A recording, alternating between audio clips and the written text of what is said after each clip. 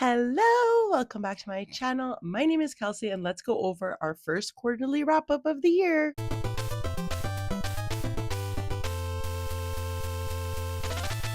As I did last year in 2025, I really enjoy doing quarterly wrap ups. Every single one of my videos throughout the year is a vlog. So I feel like I'm always talking about how I'm feeling about books. And if you're interested in a book, you could just tune into that vlog. I just like talking about the best book I read, the worst book I read, and just my stats and see if I'm on track for completing my goals. So, first, let's go over the statistics for the last quarter. I can't believe a quarter of the year has gone by already. Like, how is it April tomorrow?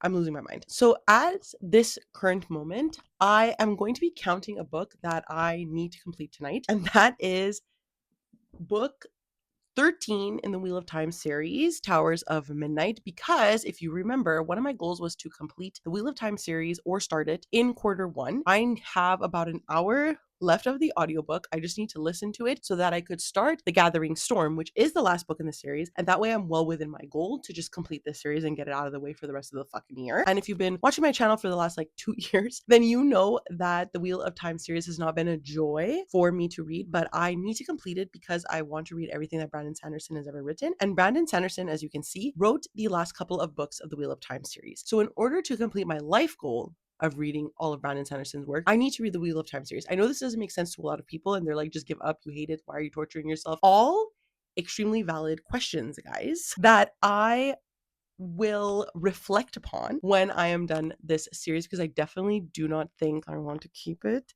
So, money down the drain, time down the drain, and just general happiness down the drain. But all of that to say that I am counting this in my statistics when I'm talking about my stats, okay? So the amount of books I read for the first 3 months of the year is 30 books, 10 books a month. I think that's amazing. So pages read comes out to a total of 12,090 pages. Insanity. That is roughly like 4,000 pages a month. Like, I think I'm slaying. And then hours listened is 354.8 hours of audiobooks. And that makes sense because I do the majority of the books that I'm reading on audio. I have a little child and I also work. So in order to read the TBR that I have and enjoy the books that I am getting to, I need to be listening to them on audio. In regards to the moods that my books are giving off, a lot of it is adventurous, dark, and mysterious. And that makes sense because I do read a lot of fantasy and a lot of horror. In regards to the pacing of the novels, more than half, so 52% of the pace is medium. That makes sense. I don't like an extremely fast paced, plot driven book, which came out to 34%. And I don't really enjoy a lot of the time extremely slow books at 14%. But I would say that I do like them a bit more. Medium pace falls well within like my expectations of what I'm reading. I'm reading a lot of fantasy, a lot of horror, and more often than not, the books that I like or lean towards have a lot of introspective. So there is this like slow pace, like thought process amongst a more fast paced plot, which ends up being the books that I tend to enjoy. In regards to the page number, honestly, it doesn't really change every year. Now that I've been doing quarterly wrap ups and really keeping up with my reading throughout the year, I'm definitely seeing this. Again, more than 50%, like every year, is between a 300 to 500 page book. Makes sense. I am not always leaning towards these super humongous big tomes, but I do want a nice chunky read. And then in regards to 500 pages plus, we have a 21% reads. That makes sense. And then a 24% for under 300 pages. That makes sense. Sometimes, you need a little breather. Sometimes you need a chunky tome. More often than not, you're going to find somewhere in the middle. Then in regards to the division of fiction and nonfiction, we have 93% fiction books have been read so far this year and 7% nonfiction. That's great to me. I do want to throw in some nonfiction books every now and then to like broaden my horizons and like, keep me grounded in the world. Genres, I am mostly reading fantasy this quarter, which is really interesting. I have 20 books out of the 30 that are fantasy, 6 books that are linked as romance. And I wouldn't say that's reflective of my normal reads because I don't really enjoy romance that much, but I have been leaning towards it a bit more lately. Most of this is probably coming from my romantasy vlog where I read 4 romantasies and I enjoyed what I read there. So I'm excited to pick up more romantasy, honestly, for the remainder of the year. Then in regards to format, I have 86% of my reads in audio. That makes sense. A lot of, like I said, what I'm doing is audiobooks. I have a young child. I do work. So listening to audiobooks is just the easiest way to consume media for me. And then in regards to reading it just purely as a print book, we have 14%, which is still like relatively high. I'm actually surprised by that number, but I have read quite a bit in the physical format, and I have read some like comics and manga, so that makes sense too. It usually ends up being those in the print section. And my average star rating for the year is 3.54. And that just means that a lot of my books are falling between 3 and 4 stars. That makes sense. I have quite a few 4 stars this year, which is really fun, but not enough 5 stars. And I need to find a 5 star book soon because I'm going crazy. I'm reading a lot of 3s to 3.5s and a lot of 4s. So the 4s have been fun to read because a 4 is a book I enjoy, and 3 to 3.5 are books that I think are okay, or I enjoy them a bit more than okay. Most of my books falling within that range. A girl is struggling. A girl is struggling. So now that we've looked at my overall statistics, let's take a look at my goals and see how we're doing so far with reaching these goals to completion for the end of the year. The first goal I had at the beginning of 2026 was to read 100 books. I've read 30 so far, so I think we're well in line with reaching this goal. If I continue to read 10 books a month, I'll read 120 books by the end of the year. Obviously, that's above my goal of 100. So those 20 books are really giving me leeway for some months to not be 10. The second goal was obviously to finish the Wheel of Time series in the first quarter, like I said. So I'm starting the last book tonight. Then I will be free. So I would consider this sort of a fail for Q1. I really, really thought that I was just going to push through these, and my God, am I struggling? But this will definitely be a success by the end of the year, I'm hoping, because I just need to read that last book, and I do listen to it here and there at night before I go to bed because it really helps me fall asleep. The third goal I had was a total book buying ban on backlist books. Now, I come to you admitting that I was a failure in February. I think I was really, really struggling with not buying sequels immediately after finishing a book I like. That is one of the things that gets me to spend money, is finishing a book in a series and having to buy the next book in a series right away. And we saw that, you and I, in February when I finished the two Romantasy books that I wanted to read. I finished The Serpent and the Wings of Night by Carissa Broadbent, went on a rampage, bought the other books in her Crowns of Nyaxia series, not just the sequel to that book, but the other books in the series. Why, you may ask? Because I have no self-control. That's why. And then I also bought Iron Flame, I think it is, which is the next book in the Fourth Wing series. Thankfully, I did not buy Onyx Storm. And the only reason I did that is because it was not available in paperback when I was buying these books, and not because I had self-control there. So that was a bit of a fail, but I am happy to say that all of March, I haven't done any buying of backlist books. So I'm determined to stay consistent. And what I'm seeing in March is that buying new books or new releases is keeping me consistent. I think buying new releases gives me the urge I have to book buy while allowing me a certain limit of money that I can spend. Hopefully, I will continue to be consistent for the end of the year. And I'm realizing like I don't necessarily need books for prompts and stuff. Like, it's not that serious. I'm doing fine. The next goal was to continue to read more nonfiction. I have 2 so far. I didn't aim for 1 a month this year, so I feel like I'm doing okay with this because only 3 months have gone by and I've already read 2. Well within that goal to read some, even if I don't read any more by the end of the year, I think I'll be pretty happy, but I'm pretty sure I'm going to be reading more anyways. Going along this fact, we have read more classics. So I've actually had yet to do this so far. It's not 1 a month either, so hopefully I can get some more read. I do have goals to read some classic books or to include some classic books in my TBR. I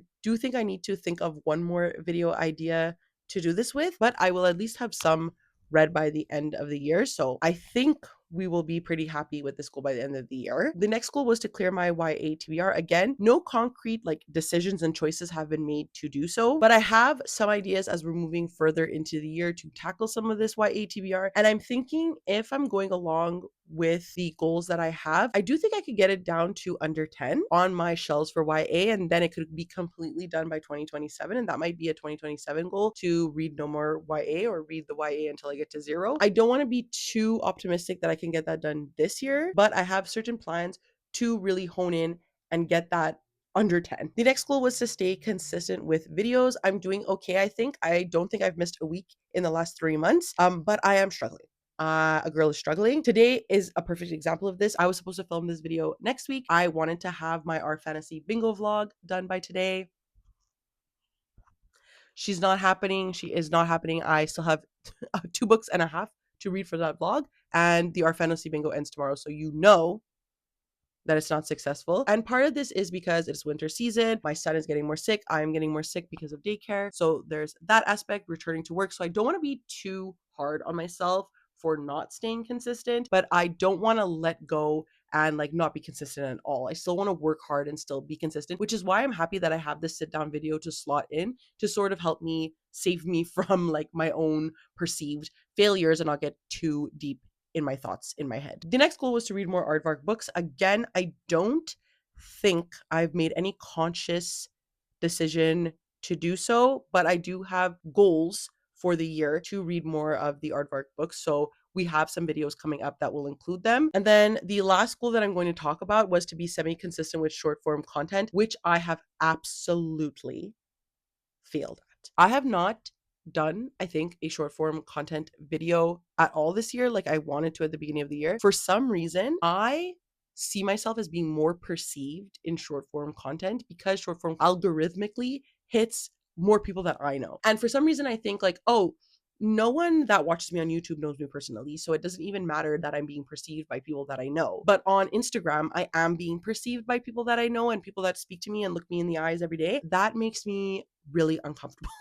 And the thought of someone perceiving me in such a way, I do not like. I need to get over this little hump. I think I'm going to aim for at least a post a quarter. So this last quarter, I posted something to do with Heated Rivalry. I went to a Heated Rivalry dance party and I did the whole like all the things she said remix version with my friend about canonically seeing your ex at a club in Montreal. We've all been through it. That I had fun doing and that I didn't mind posting. And even though it hit like a lot of people and a lot of people saw it and a lot of my friends liked it, I'm going to get over it. And I'm going to try to post at least one short form content video a quarter. We're changing the goal a little bit and hopefully we're able to complete it. But if we don't, like, don't look at me. I obviously hate being perceived. And finally, let's talk about the best book I read this quarter, the worst book I read this quarter, and a recent acquisition into my TBR. So the best book I read for this quarter was The 100,000 Kingdoms by N.K. Jemisin. I read this for my N.K. Jemisin vlog if you would like to see my full thoughts. I gave this a 4.5 stars. I found it to be almost perfect. I really liked how N.K. Jemisin moved between timelines and different POVs in this one. And I was flipping through the pages so quickly because I was so captivated by the plot in here. I will say that it was a tad confusing in the beginning, which is why I couldn't give it a full 5 stars. But the further I move away from it, the further I care. And I can't wait to continue in the series. I can't wait till my book buying ban is over and I can buy the other books in the series because I really, really, really like this one. And I could see myself rereading this and potentially giving it 5 stars or continuing in the series and giving the rest of them 5 stars, which is what happened with the 5th season. So I had such a great time with this. I had to make it like my best book of the quarter. The worst book of the quarter, look, I don't think it's going to come as a surprise to anyone, but it was Knife of Dreams by Robert Jordan. This is book 11 of the Wheel of Time series at this point because not the other ones. I learned to like appreciate some things in the other one. Anyways, I was growing tired of this series. I don't like Robert Jordan's writing. I don't like the plot. I don't like where we're going with the story. I don't care about any of the characters. This did change with Brandon Sanderson a little bit, but at this point I was so tired of what was happening that I just wanted it to be done. I think the sentiment of this has still remained with me, but the last 2 books that I've read after this one have slightly improved and maybe like a bit more hopeful for the last book. But at this point, it was a 2 stars. I was so tired of the series. I can't even tell you what happened in this book because everything just blurs together. Nothing matters. No decisions that they make ever make a difference. That's it. And then if you watched my last vlog, you might have seen me acquire this book. But if you didn't, my friend Ness recommended this book to me personally. And so I take recommendations to me really, really seriously. And they recommended Sweet Bitter Song by Rosie Hewitt. This is a 2026 release, despite the fact that it's in paperback in Canada. I love when this happens. Sometimes we get new releases in paperback. Thank God. But this intrigues me so much. So it's a sapphic story between a young slave girl named Melantho and Penelope, who is a princess. They are instantly drawn to each other and a powerful friendship blossoms. Years later, their paths cross once again upon the rocky shores of Ithaca, where Melantho is sent to serve Princess Penelope and her new husband, Prince Odysseus.